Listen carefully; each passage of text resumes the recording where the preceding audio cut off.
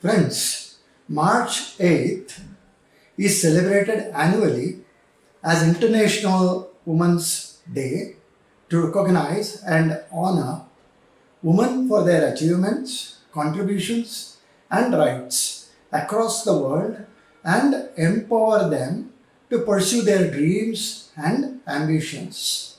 Tomorrow is March 8th. Now, the roots seem to be lying in the early labor movements of the 20th century in the United States and North America. In India, the day has a significant relevance for women here on a daily basis juggle with complex intersection of gender, culture and society. Even as the day highlights gender equality, it is about raising the awareness on the challenges that women continue to face. This year's theme is Give to Gain.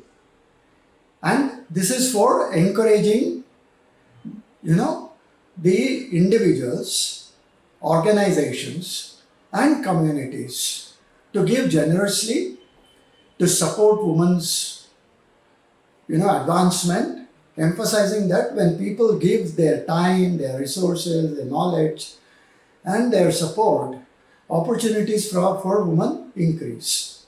And if women benefits, we all benefit. Is for rapid advancements in gender equality. It is about recognizing strategies that drive women's progress in education, employment, and leadership. Though laudable, it looks a little out of place when women in many countries lack even the basic rights and privileges. Still I Rise is a poem written by Maya Angelou, and it must be read for its profundity. You may shoot me with your words. You may cut me with your eyes. You may kill me with your helpfulness, or you may kill me with your hatefulness. But still, like air, I will rise. Will the words ever come true for every woman?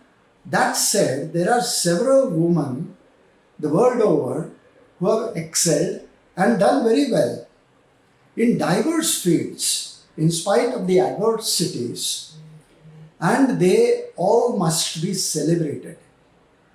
In the early days, Women's Day saw protests to highlight their struggles in a male-dominated world. Over the years, International Women's Day has evolved from protests into celebrations of women's contributions.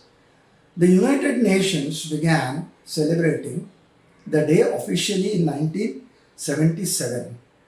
And since then, many countries around the world have adopted it as a national observance, including ours.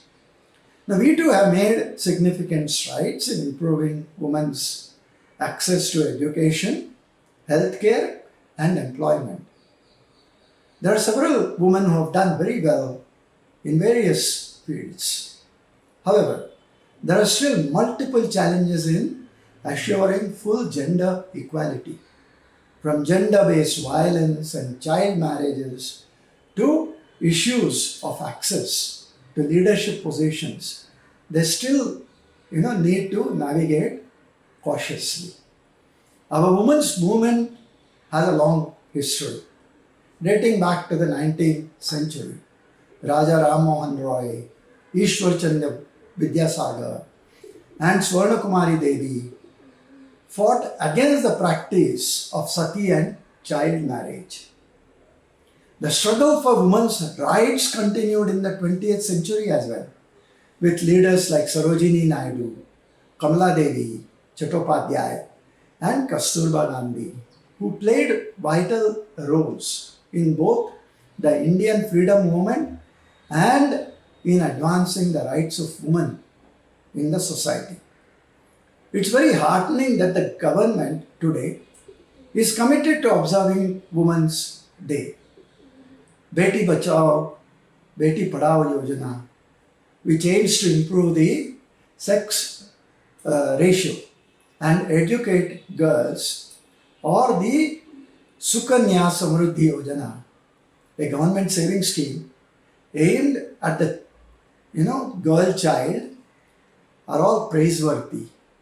Efforts at individual level too are praiseworthy.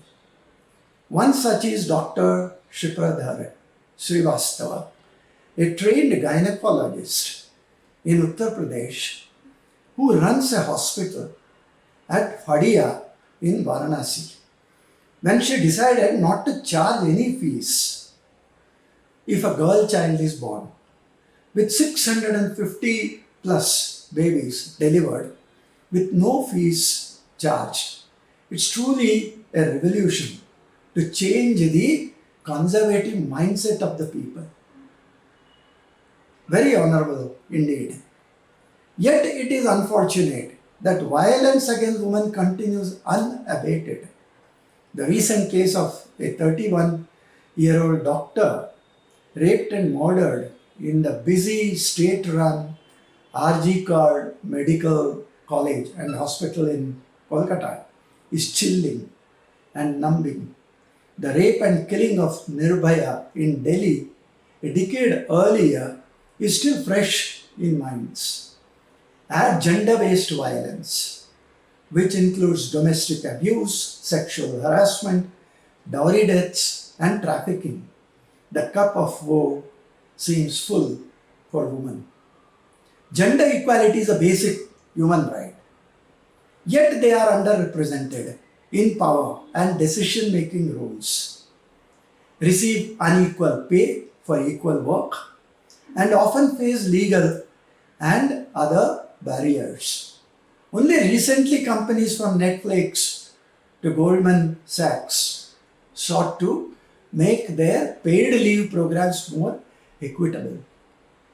Friends, the gender wage gap was called out again and again by workers as varied as Hollywood actresses and Google engineers, both in the US and elsewhere. Women in rural areas face additional challenges, such as lack of access to education, healthcare, and even employment opportunities. Our girls and women are often seen as less valuable than boys.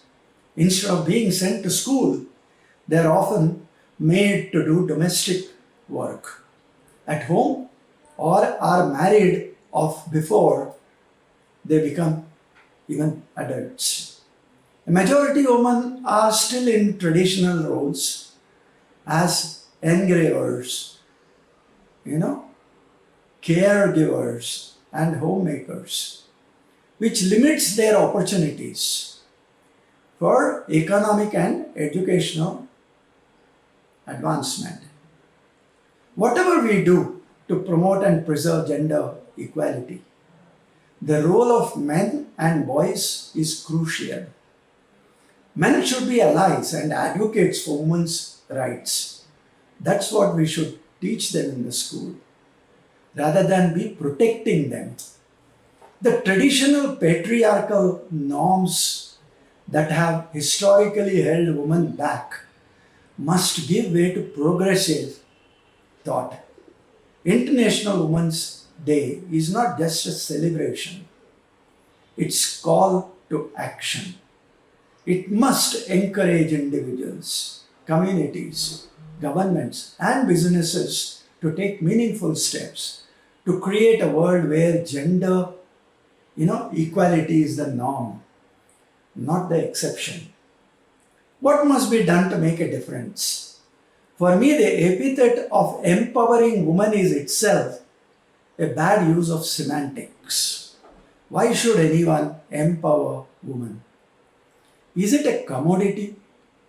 Is it someone else's domain to be given away at a price? Empowerment doesn't happen because someone wants it. There are several downstream activities to fulfill. For example, mental health.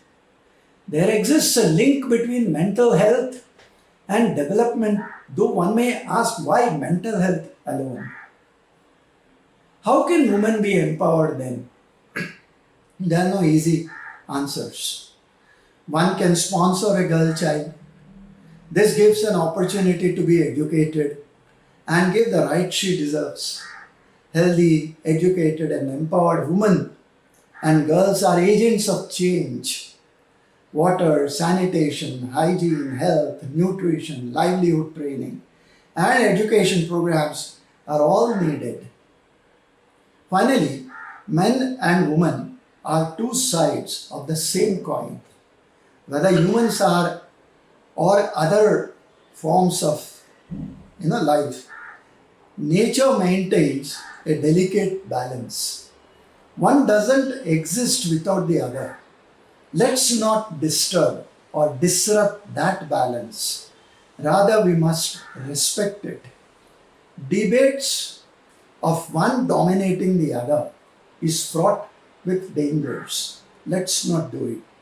One must look impassionately at the passion that binds them as one. Women's Day must be celebrated in that spirit. Friends, I am honored to be speaking to you all Saturday after Saturday. I've been doing this for the last 5 years, and thank you for patiently listening to me. Dhanyavad. Namaskar.